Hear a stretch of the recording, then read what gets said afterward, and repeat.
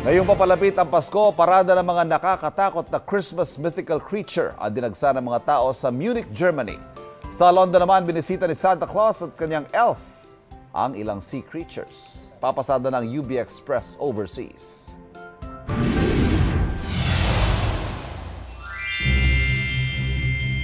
Under the sea ang gimmick ni Santa Claus at kanyang elf sa London, England this Christmas season.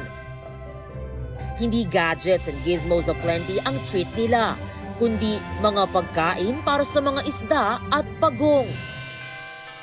Ikinatuwa ng mga bisita ang paandar na yan ng dalawang scuba divers sa Sea Life Aquarium.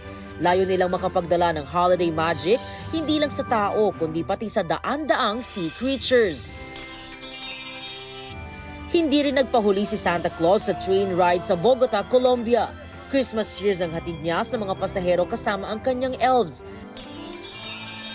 Sa lungsod ng Chia naman, fireworks at nagliliwanag na atraksyon ang sumalubong sa mga pasahero.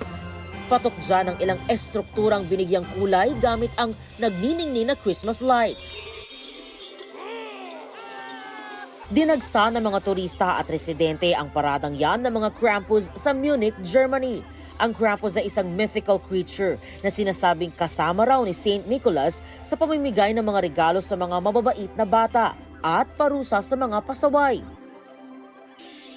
Nariyan din ang Perk 10 na nagpapatunog ng bells para itaboy ang masasamang espiritu ng winter.